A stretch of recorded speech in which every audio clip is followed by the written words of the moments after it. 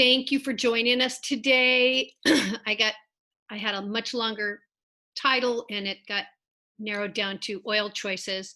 And I just have been doing a lot of research on how we can make better decisions about the ingredients we choose for formulation.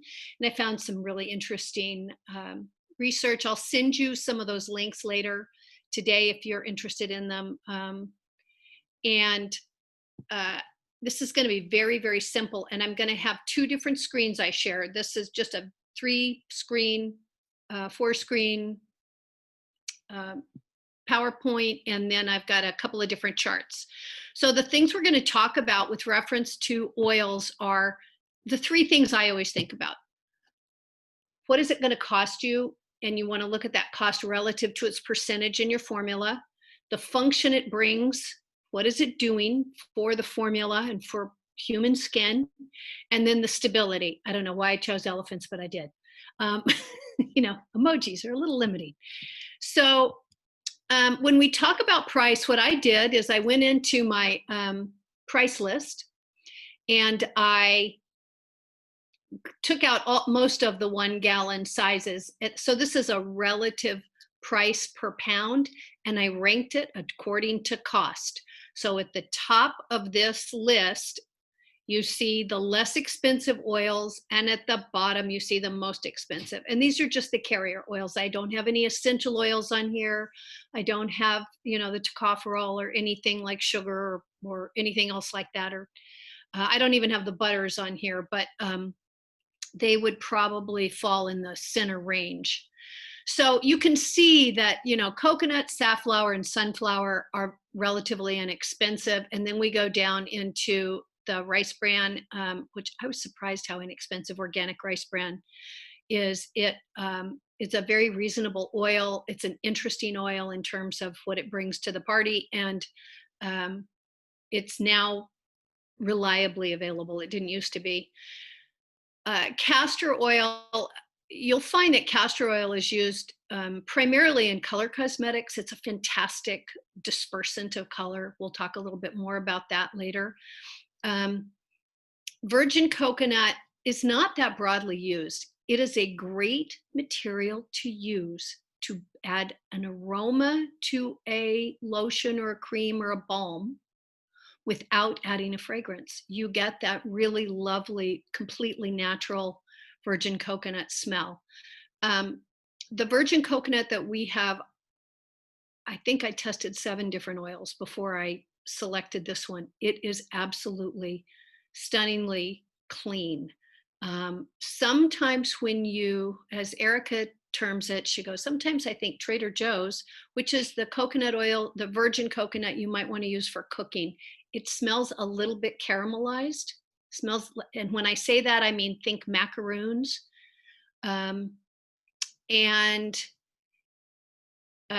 That usually indicates to me that it was a little overheated in processing. So you have to find a processing plant that really uses the lowest temperatures possible when they're processing these oils.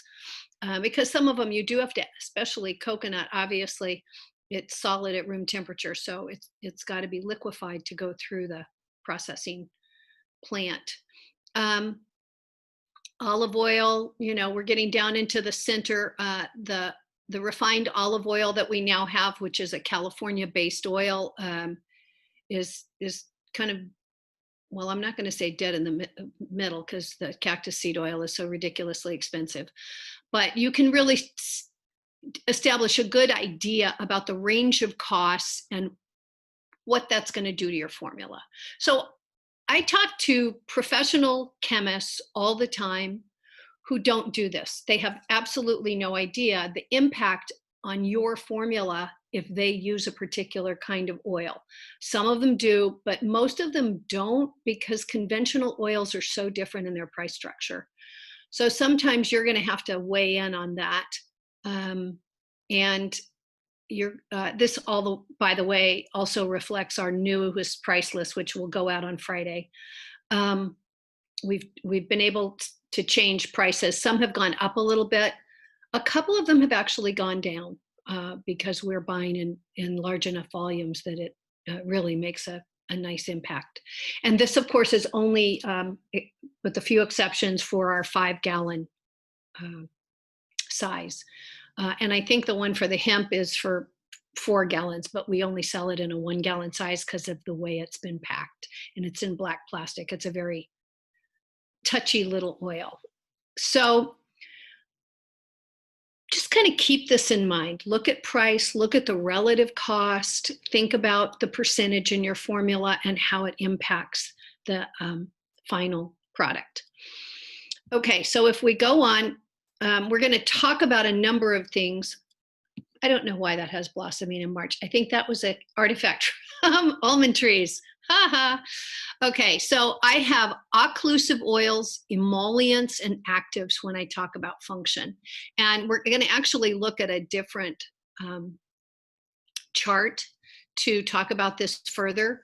Actives are very much exist in the natural oil world. Rosehip, hemp, I would say the sesame oil, you'll see, there's a whole chart. So I should have probably just taken this out.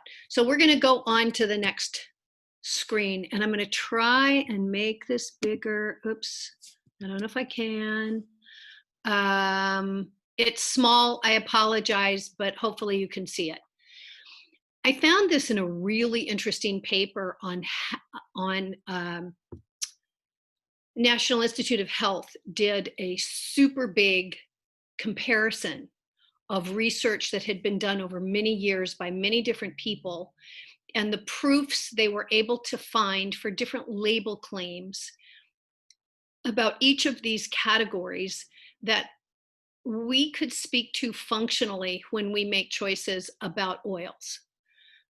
So, and I think we might have I'm getting a message that there's a question, and I don't know how to see it.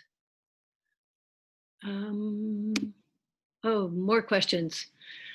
Erica, how do I see?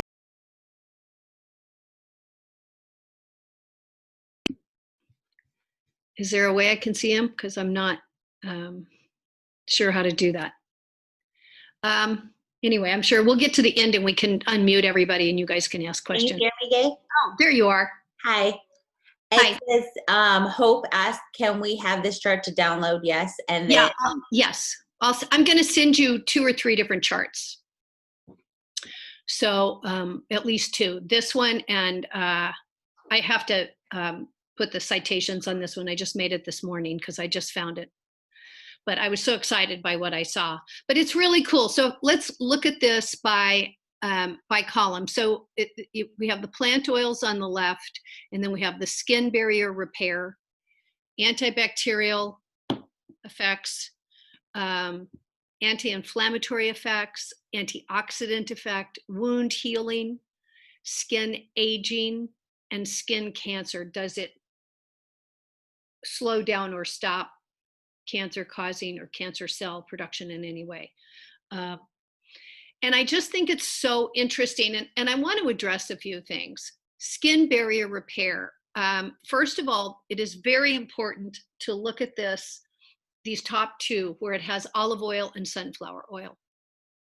Now on the next chart that I'm going to bring up, it's going to talk about the fatty acid profiles, the average fatty acid profiles of oils. In this one, they made the assumption that sunflower seed oil was either low or mid oleic. So there are 3 types of sunflower seed oil: high oleic, mid oleic, low oleic. In this country, virtually everybody sells a high oleic oil. The only people who are even growing mid and low oleic oils are in Europe. And I will eventually explore getting some of that.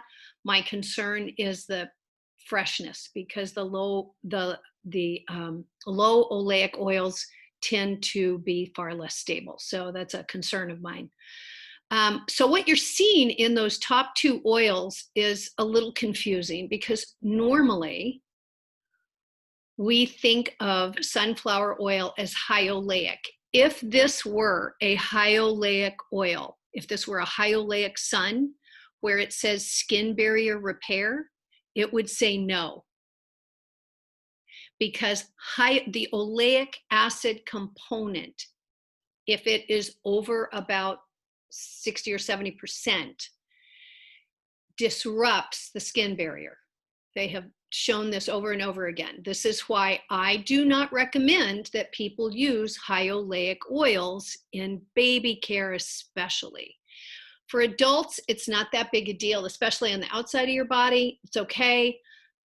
For babies, not good, because baby skin is significantly different than adult skin. It starts to change at about age 1. So they've done a lot of this research, actually, both on babies and on adults. And I think that's a really important point to make, that the sunflower oil in this chart is a mid or low oleic. Therefore, they can say it does support the skin barrier function. Grapeseed, they don't know. I don't know why they don't know. I guess they just couldn't find any. Coconut oil, any saturated fat. So I think this has shea butter down here, which has a possible effect. I'm going to guess that based on the fatty acid similarities between coconut and shea butter, you're going to find a lot of similar function. Coconut is obviously far less expensive, but it's also softer, and so it brings a different thing to the formula in the way it works, and it's not quite as high in stearic acid. Coconut is primarily myristic and palmitic. So it's important to know those two things. The safflower is something where, again, if they have a question mark in these columns, that means that there just wasn't, the research has not been done. We don't know. I'm going to guess that the safflower is going to be just like the olive oil and the high oleic sunflower would be, because safflower, again, is a high oleic oil in this country. And safflower actually is high oleic no matter what. It's a great oil for cooking. It's a great oil for food. It's a monounsaturated. It's super healthy in terms of consumption. And it's a great carrier, and it's fine in its place, but you don't want it to be necessarily the primary oil as a high oleic oil, especially in face care. Skin care, it may be a lot more acceptable. So you can go right down here. Argan, soybean. I hate soybean oil. It's on this list. It goes rancid in a heartbeat, and it's super, super cheap. And it gets stinky. I don't know. I'm not a fan, and I kind of feel the same way about peanut oil, but they both seem to have some barrier effect. Sesame oil, as you'll see on the next chart, is a really interesting oil because it's kind of 50-50. It's almost 50% high oleic and low oleic. So it kind of brings both sides of the equation to a formula. Avocado oil is a high oleic oil, and while the research hasn't been done, again, I'm going to say it's probably no in terms of skin barrier repair. But I think because of all the phytonutrients, it may kind of balance that out, but there's no real research, so it's hard to say on this one. Borage, again, it's a very high linoleic, linolenic. So when I say those two names, that means omega-3 and omega-6. And those are the fatty acids in a vegetable oil that do a lot in terms of working with the skin barrier repair. Oat oil, which I have not seen much of, and I'm not real familiar with it. Pomegranate seed oil, that's a high omega-3, omega-6, so it's probably very good. Almond oil is somewhat like sesame. It's a somewhat high oleic, but no, not that high. It's got a good chunk of linoleic, so it probably brings something to the party in terms of skin barrier. Bitter apricot, we don't really deal with that in the United States. It's not broadly available, and it's not broadly used in skincare. Apricot seed oil, which is not a bitter apricot, it's a different oil. Rose hip definitely has an effect. There is a lot of research, but I don't think they found it. I'm not sure. I'm not sure why they have this one essential oil. and I'll go back and answer Michaela's question in just a second. So this is an essential oil, and there's actually a lot of research on these, but we'll deal with this at a different time. I'm probably going to have somebody else talk about it. Shea butter, both shea butter and coconut butter, interestingly, because they're saturated fats, actually seem to have some SPF. I think you also know, like raspberry seeds not on here. They didn't find the research on it, or they didn't include it in the study. But the SPF effect of both of them, while you cannot legally claim it because it's not on the FDA list of sunscreens, it does appear to be what we call a booster. It helps add more efficacy to zinc oxide and things like that, and titanium dioxide, that also help the effects of an SPF product. And to go back and answer, safflower, sunflower, and olive oil. The reason it has olive oil as not having a skin barrier is because it's a high oleic oil. So when you get a specification from us, or if you, some of them we don't have the fatty acids, but we're always happy to send it to you.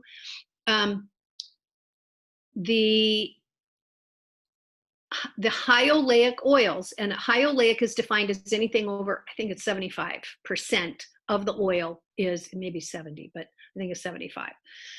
Anything over that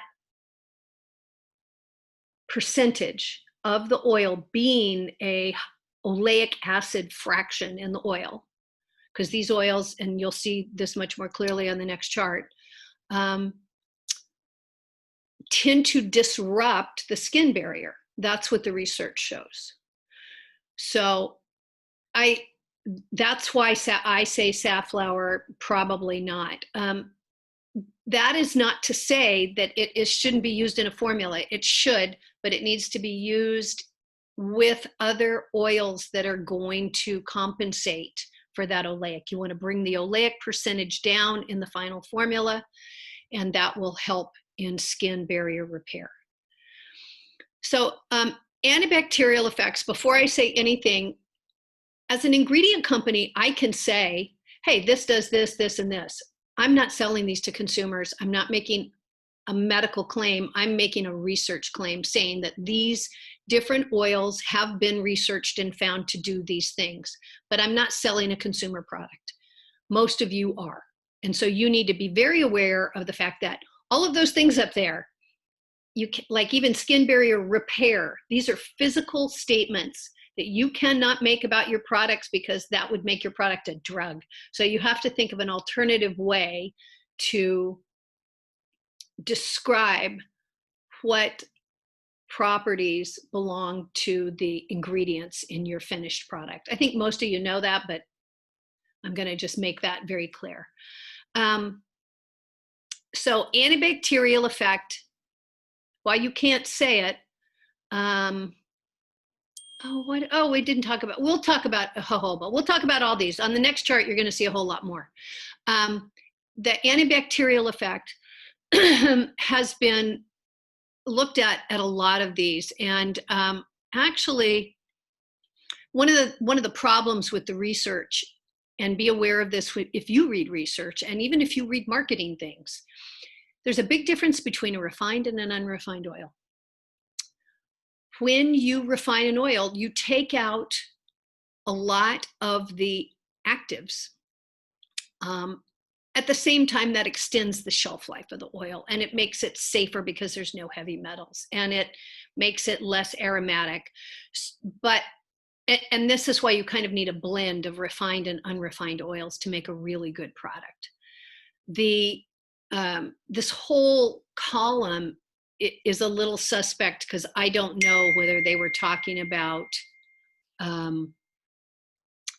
unrefined or refined. Okay, so now I have two questions to answer: baby skin and jojoba. Got it. Just reminding myself for all of you. So you can just kind of, you're going to have to go through this, and if you want to read the study, you can read the study. The thing that's really interesting to me is that here they do not say, where is it? Oh yeah, they do say coconut. Coconut oil has been studied extensively. It seems to have certain fractions that are very, very effective at repelling pests, flies, bugs, um, it, repelling even mosquitoes. But it's like one particular fraction or two particular fractions of the oil. I know they use it in animal care to repel flies and bugs and ticks off of horses and cattle. Um, and I think that we're just now getting to the point we're starting to really understand here's the least expensive oil out there, and it's got some really amazing qualities. Because if you look at coconut, it's yes, almost all the way across. So that's very interesting to me.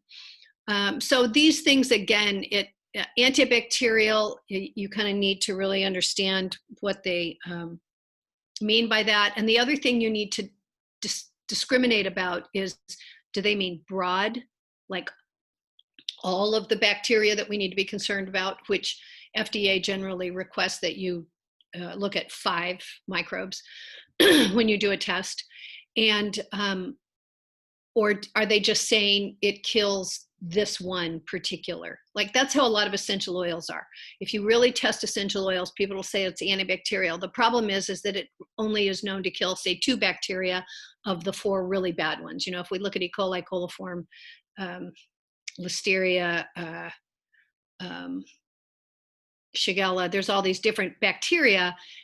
It may only kill 2 out of, you know, whatever the possible list is. And that's what you need to know, is how broad is that effect. So it takes some drilling to really understand. Okay, so next things, we're going to talk about anti-inflammatory effect. Personally, I think this is probably the most important issue in skincare, because I truly believe that anti-inflammatory activity by ingredients supports antibacterial, you know, it helps close the skin barrier. And make no mistake, your skin is 5 layers. The top 2 layers are dead. That said, they are built like a brick and mortar. So their job is to keep the rest of your skin and your body protected. I was telling someone in the office recently that I had spoken with a woman who had had a dermatological treatment where they scrape your skin with a surgical knife and they basically take off those top 2 layers. And she said, oh, my skin was like baby skin. And I'm thinking, oh my God, you know, you've completely disrupted your skin barrier. You're letting in bad stuff. You've also told your skin to react and do the same sort of reaction that you do when you create scar tissue, because it's an abrasion. That just totally freaked me out. I think far more effective is putting anti-inflammatory materials on your skin. If we go down to the bottom of this list, you can see, well, there's a lot of yeses in here, and it's really sort of remarkable. And almost all of these link to the linoleic, linolenic, or omega-3 and omega-6. We know those are anti-inflammatory. And again, I'll show you how to look at that on the next chart a little bit more. And then some of the other strands or fractions of different oils bring that to the party. And this is going to be in very broad ranges. So for example, well, we'll look at that in a second. So I think this is probably the most important thing we can think about when we're thinking about skincare at all. Antioxidant is very important as well. And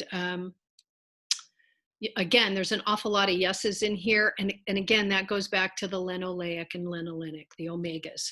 I'm going to answer a few questions. Okay, I answered the safflower one. The overview on jojoba.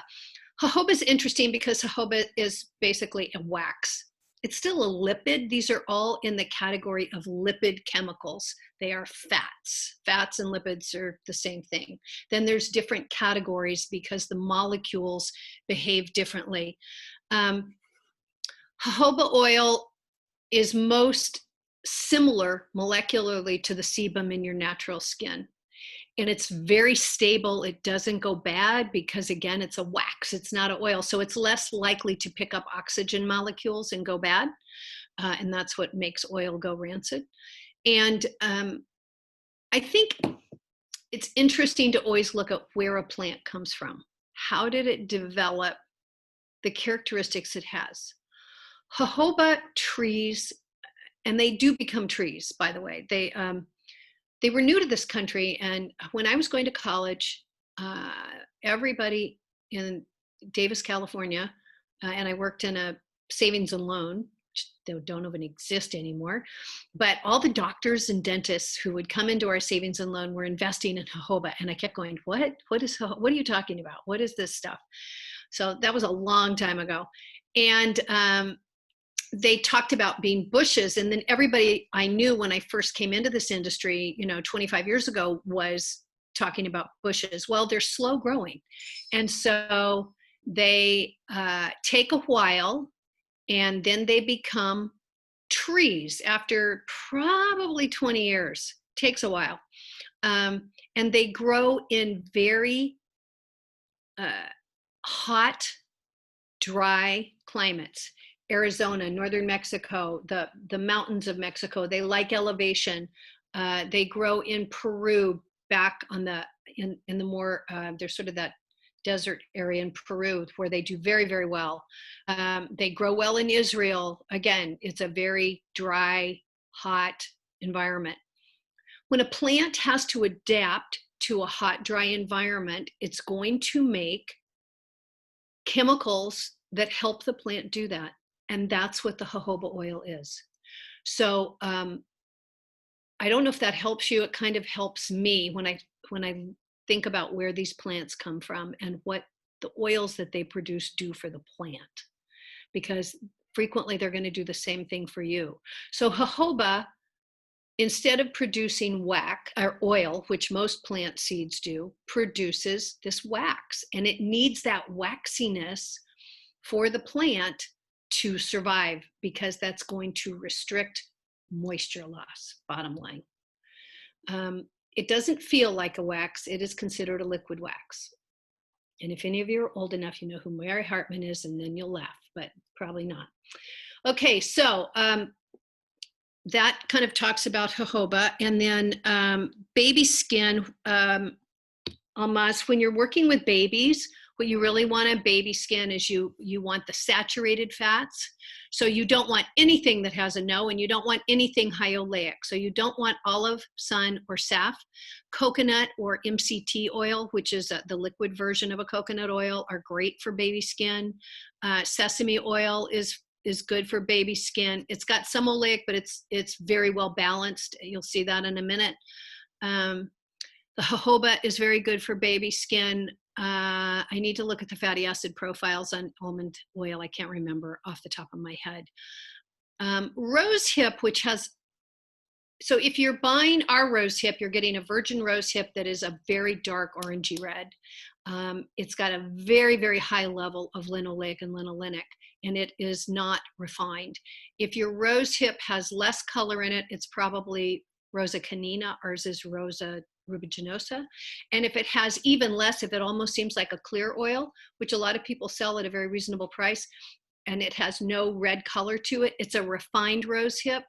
It still may be high in linoleic and linolenic, but it doesn't have all the phytonutrients that come along with that red color. And so I wouldn't use anything that had a lot of color on baby skin, because those phytonutrients are going to go into that baby skin, because baby skin is highly absorptive. And I just don't think we know. I think babies, we just have to be careful. So I would not use that on a baby. Shea butter, I think, is great for a baby. So coconut, MCT, shea butter, probably sesame, jojoba for sure. I need to look at the oat oil. That might be another good one for babies. And I need to look at the almond oil. I hope that answered your question. And then another question, any particular oils for cold processed soap? You want to use the less expensive ones for sure, because soap you can only sell it for so much, and there's a lot of it out there, but you also need it to have a good reaction, and that gets into saponification. I don't think I want to get into that just now because it's a whole thing about a chemical reaction that is not what we're talking about today. So antioxidants, again, we're going to talk about this more in the next chart, but the antioxidants have to do with the amount of linoleic and linolenic. Wound healing. Wound healing, it's really interesting. What this has to do with is skin barrier repair and antibacterial effect and anti-inflammatory effect. So the wound healing is going to directly benefit from all of those. And so I'm not quite sure how they did this. I didn't read that part of this paper super assiduously, and I should. And it's very difficult to make claims like this because, again, we're making over-the-counter, cosmetics. We're not making drugs. But it's something worth looking into. Skin aging, again, I think it has so much to do with inflammation. I think the more we can, and antioxidant effect, I think the more that we can have these two things work together, the better. Skin cancer, I kind of don't want to touch that because I didn't look hard at that section of the paper. And it looks like a lot of these oils have a positive effect. I am going to guess that, again, this has a lot to do with particular fatty acids that are in there, but you'd have to almost look at every study and see exactly what the study did, because this is a rough one. So overall, I would say that if you can hit these, the barrier repair is going to come from these other things, anti-inflammatory. Well, not really. It has barrier repair is unique to itself. Antibacterial, anti-inflammatory, antioxidant effects. If these three things are happening with an oil, like if you look at coconut, the cheapest oil out there, soybean oil. Oh my God, I hate that stuff. Please don't ask me to buy it. Just because it goes bad. Jojoba oil, the oat oil, which I will definitely start looking for, the rosehip oil, and the shea butter. I think all of these are going to contribute to a positive improvement on skin aging. So we're going to go to the next chart. And I hope, okay. Can you all see? Let me see if I can. I need to close that thing. There's a way to do it this way. No, I want to close that thing and I can't. Brain's not working. Okay, so here is a chart that shows across the top, and I've shown this before. Across the top, it shows the names of the different fatty acids.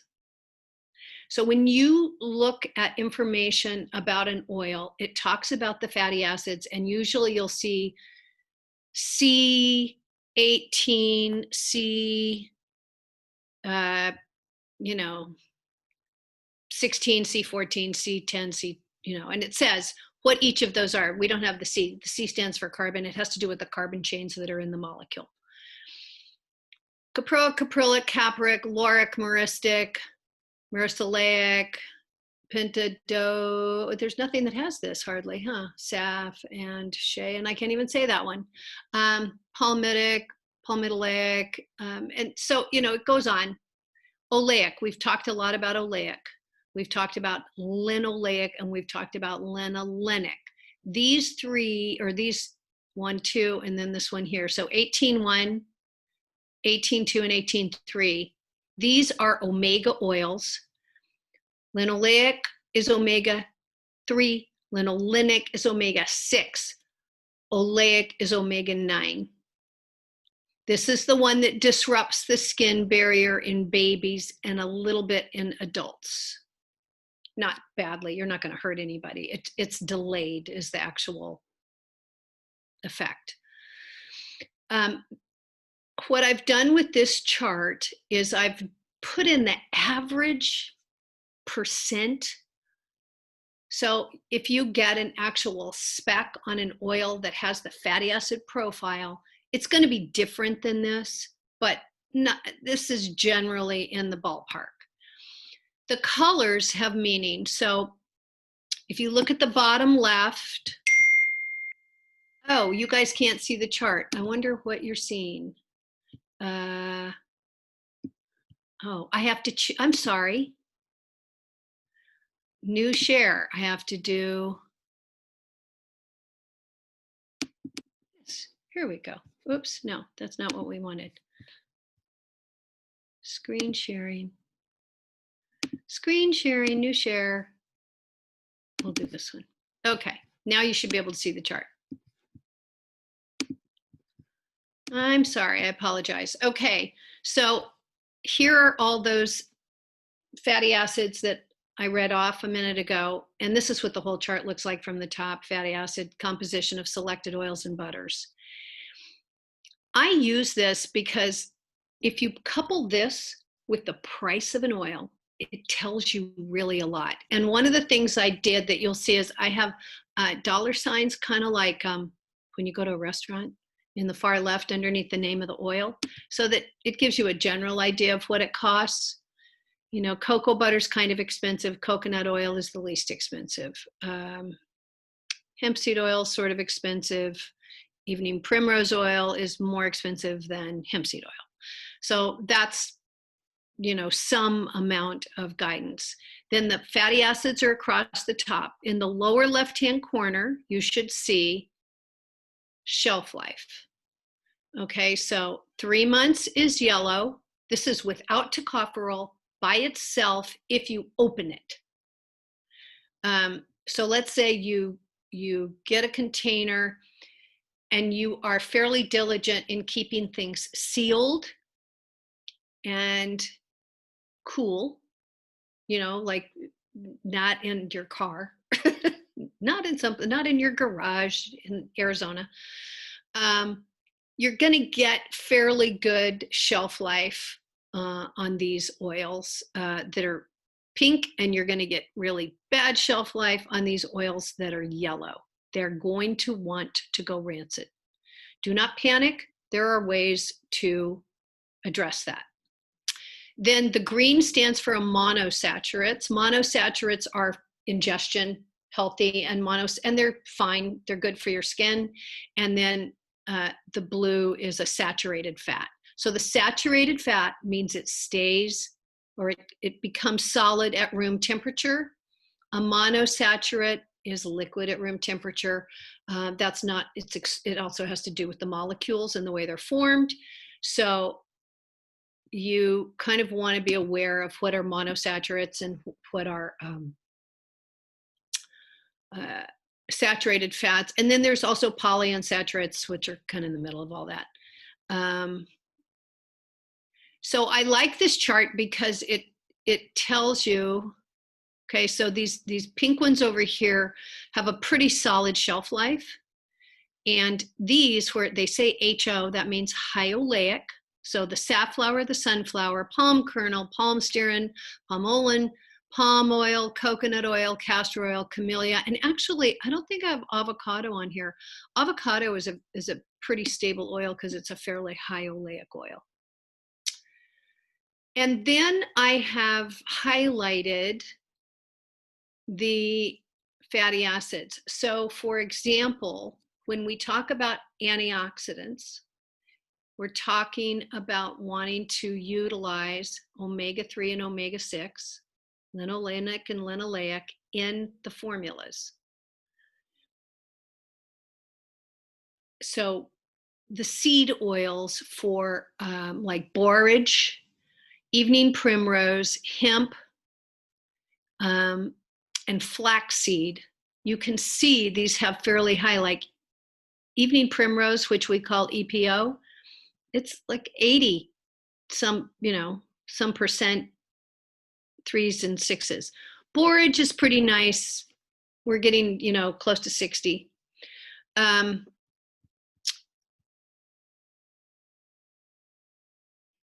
Rosehip, the rosehip we have is almost 80% linoleic and linolenic.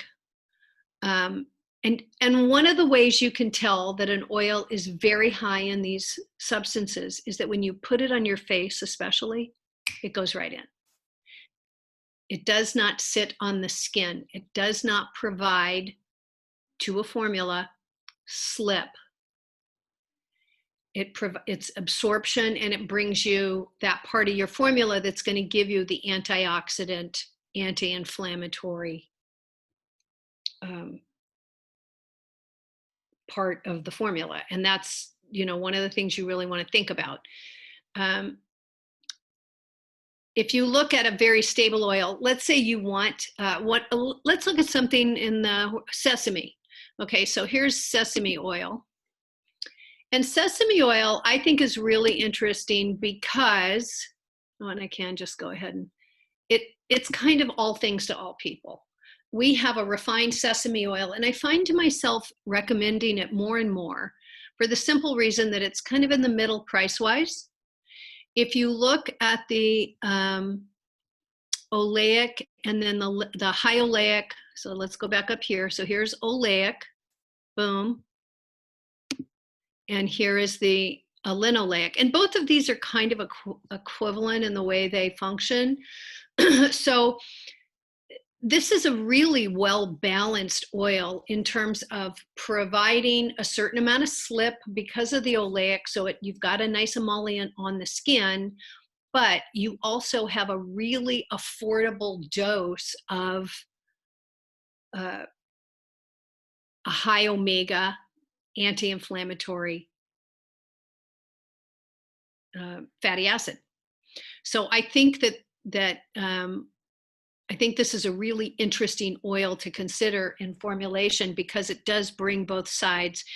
And any of the oils that were tested, I've read a lot of studies on this whole skin barrier thing now.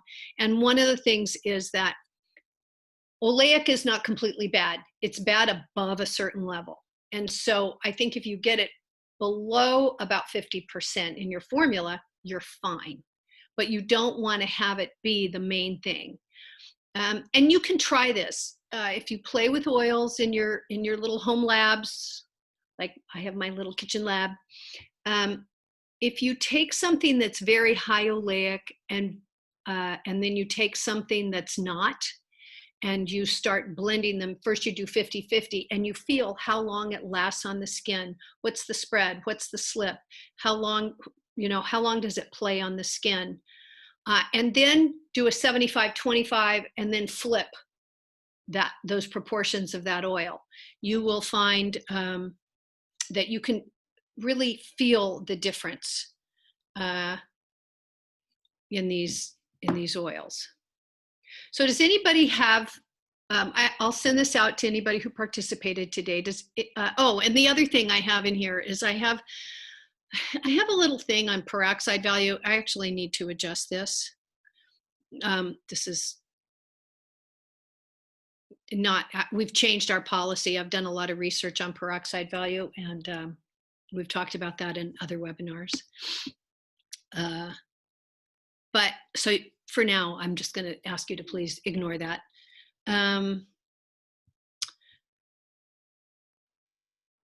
And I'm not exactly sure what you're asking, Michaela, because I'm not sure. I mean, because rosehip has those high omega-3 and 6s, like all of these, it's very quickly absorbed into the skin. So you don't get that play. I'm not sure if that's what you're asking. And you can unmute and ask if you want directly. So that's pretty much all I have that really talks about, okay, and this also speaks to the stability. That was the last thing on our list there of price, function, stability.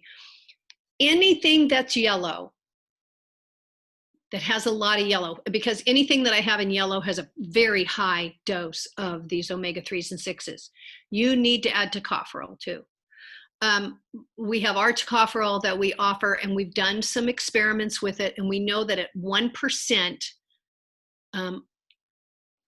I had a test run on a formula that was 90% hemp oil and 4% CBD.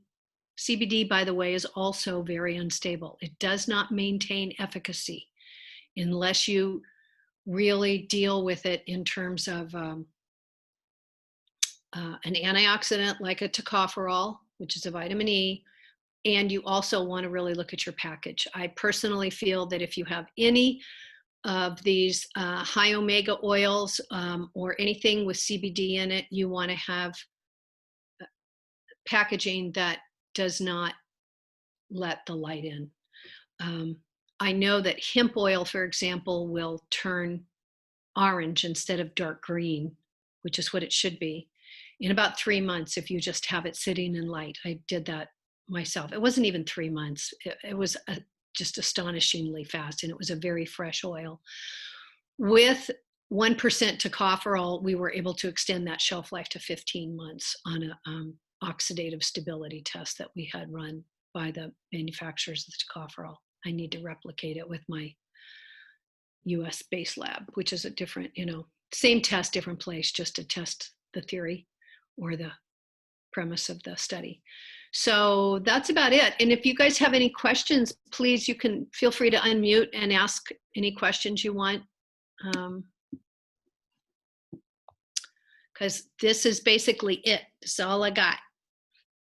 Okay. Yeah. Let's hope. I'm still a little bit confused about the difference between olive oil harming the skin barrier, but at the same time being anti-aging and wound healing. I think what you're dealing with two different things, probably in all likelihood. One of the things about olive oil is it's never refined. I mean, it's there is a refined olive oil out there, but most olive oil on the market, and especially in the organic world, is an unrefined virgin olive oil, and it has a great many phytonutrients. So, in that regard, it is probably it's probably very good for the skin because of the anything that has a lot of color has these other nutrients in it. And I don't think that anyone fully understands how those subparts of the oil, so it's not just oil that's in there, there's sterols and mono and diglycerides and squalene and all of these other naturally occurring substances are in all of these.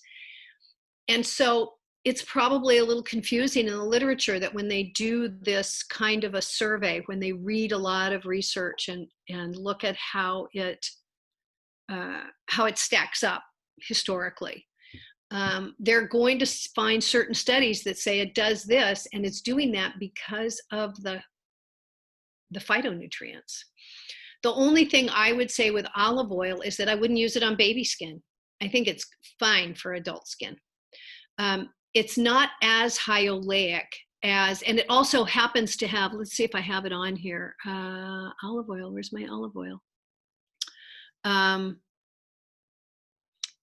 It has a very high percentage. See, it's got 65, so it's not technically a high oleic, and so you don't have that same concern about disrupting the barrier, but it's close enough that it's not going to have the same effect that a non-oleic oil would.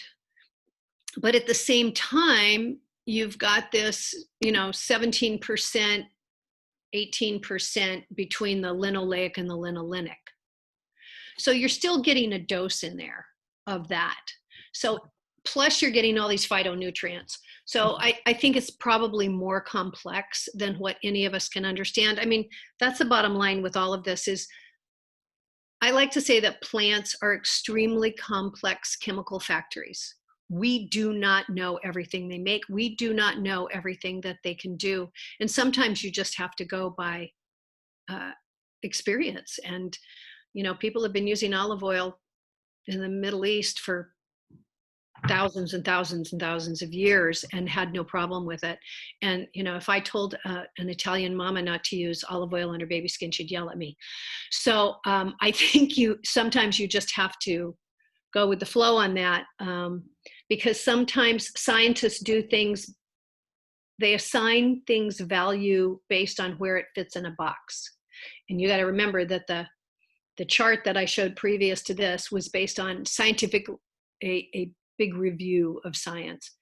So, you know, again, I have read multiple studies that olive oil is not the best for baby skin. It's not going to hurt anybody, but it does disrupt the barrier for a period of time. And on adults, it seems the skin barrier seems to close much faster than on a baby.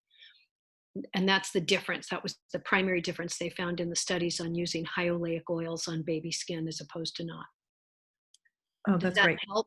Yes, definitely. That really helps. I have another question, but I want to let other people go first. Well, I'd say go for it, Hope. Okay.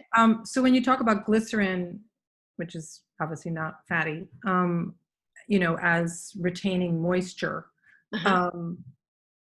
I don't see anything about that in these charts about how they. It's not an oil. Glycerin is the backbone of the oil molecule, and it's a byproduct. So if you, what we call fracture the backbone of a triglyceride vegetable oil, you end up with triglycerides off by themselves, and glycerin is the byproduct. And glycerin is a sugar molecule, and it, Right. like all sugars, it absorbs moisture. Right. And anybody who's ever cooked, and I realize probably very few people now make candy, but I grew up with a mom who made candy. She would make things like peanut brittle from scratch. If you leave it out because it's got a lot of sugar, it will attract all the moisture, and the peanut brittle will be Soggy. well, it gets soft instead of being brittle because it absorbs moisture because of the sugar. And that's what makes your skin feel dewy, is when you do add the glycerin that has come out of these molecules, out of these oils, back into a formula, and you change that relationship, plus it's in an emulsion, it attracts moisture. It's called a humectant. Any kind of sugar molecule does that to some degree. And it becomes very obvious. Like I remember, I don't know how or why, but at some point I ended up licking a finger or something when I was, cleaning up from glycerin, and went, oh my God, this is just sugar. Because you can really taste the sweetness. Yeah. So that's why it's not in here. It's not an oil. It's not a triglyceride. It doesn't behave like one. When the whole molecule is whole, it's in there. But I will tell you something else.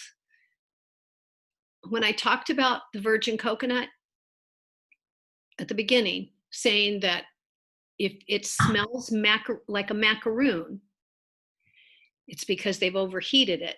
And the reason it smells like a macaroon is that in that heating, they are caramelizing that glycerin backbone to some extent. So if you've ever caramelized sugar, if you put pure sugar in a hot pan, it will turn into liquid. First it'll be clear, and then it'll get browner and browner and browner, and then it'll burn.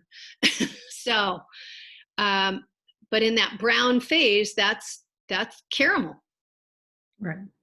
So fatty oils can't pull in moisture. No, Okay. they're not. I mean, one of the things I will notice is if I spill oil on concrete, I don't know, Aubrey, you'd have to explain this because I have no idea how to explain this. If I spill oil and I don't really clean it up well on the concrete, it will attract moisture. And I don't know what that is. There may be enough that the glycerin is being pulled out by the concrete or something, or because concrete is probably, okay, Aubrey, you have to tell me if I'm right. I'm guessing concrete's base, so it's like lye to some extent. So it's going to saponify the oil to some extent. So it may loosen some of the glycerin molecules out of the oil. So then there'll be a little moist slick on top of the oil that's water. But I don't think that happens with human skin. What if it's just condensation? I don't think it's condensation, because condensation would, I don't know. Aubrey? I like your theory, Gay. It makes sense, huh? It does make sense. I haven't actually thought about why that happens before, but I think. But have you seen it happen too? Yes. Yeah. Yeah. After running a warehouse for 20 years pouring oil, there's been a lot of oil on my floor. So I'm real familiar with the need to really clean it up. Like the kids always kind of go, what? If we have a big oil spill, I sound like Exxon. And I have them put cornstarch or some other, some kind of starch on there. And I have them leave it there overnight because that'll pull all the oil out. Otherwise, it's just a mess. And that's a good trick to know, by the way. I'll have another question. Go. So when we're looking at the omega-3s and the 6, and we're looking at and referring to what you said about how they absorb right away, we're also knowing that something that is going through the dead skin into the lower layers is going to be more beneficial to the skin. It is.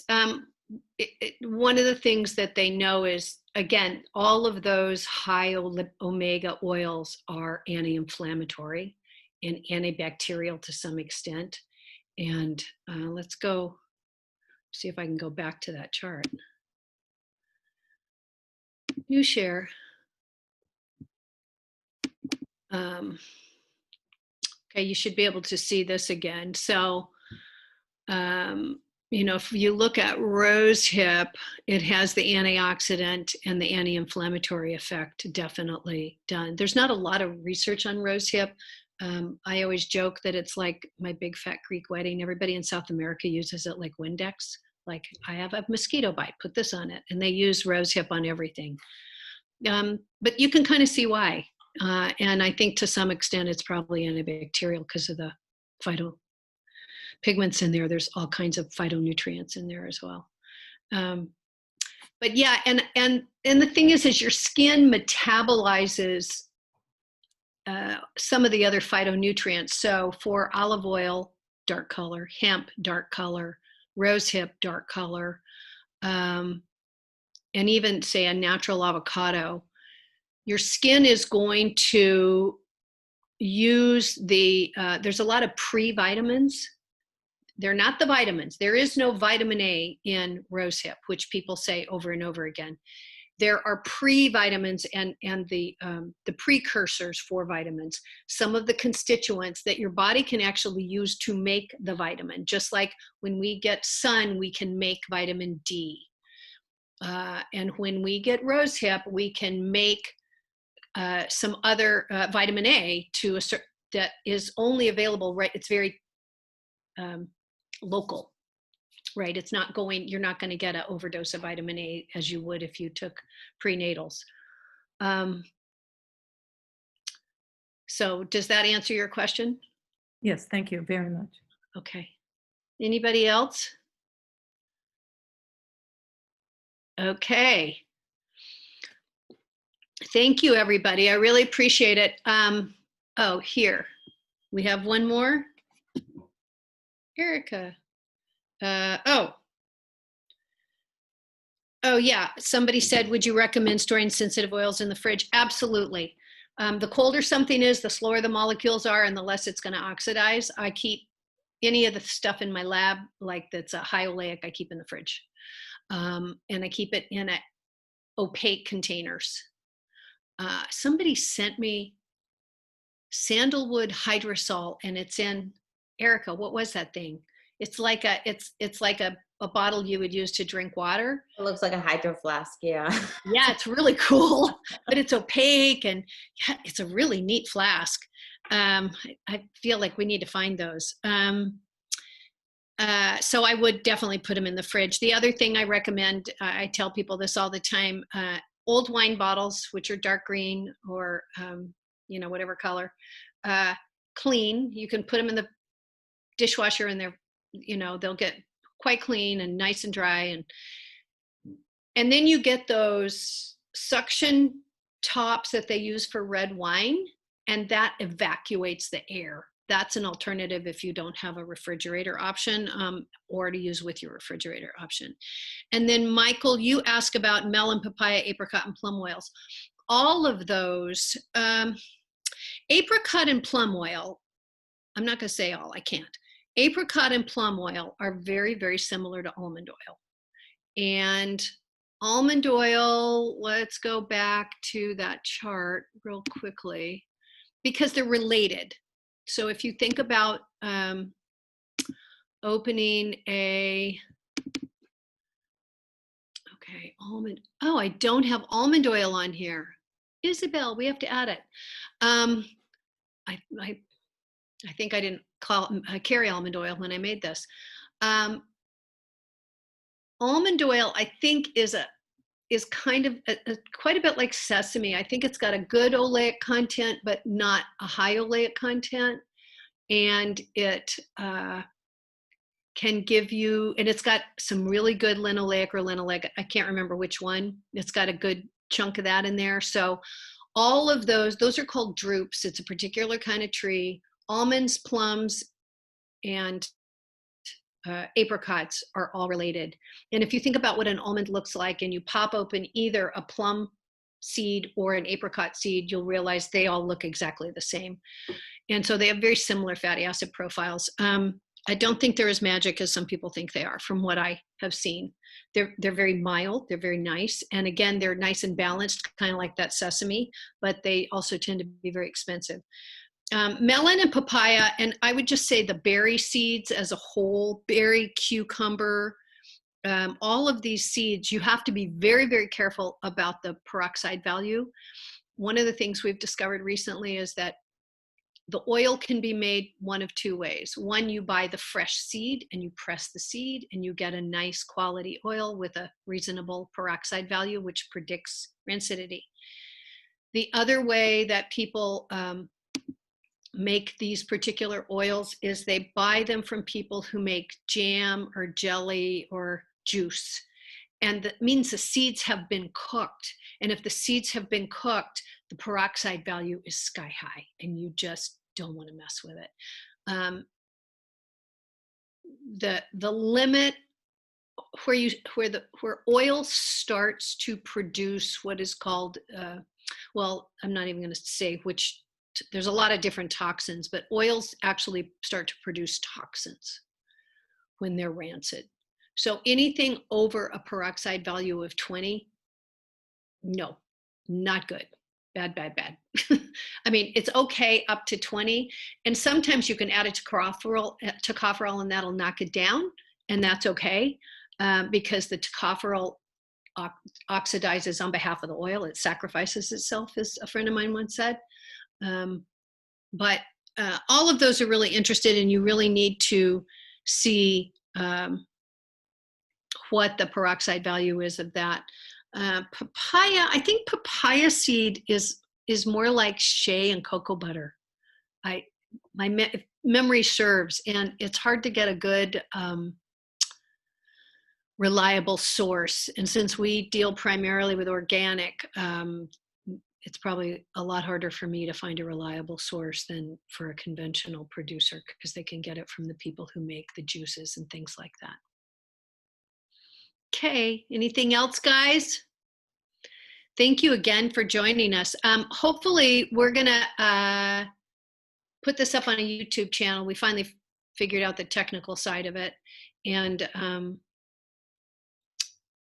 we have storage and we have all that stuff that we need to do. So thank you. I'm gonna sign off now.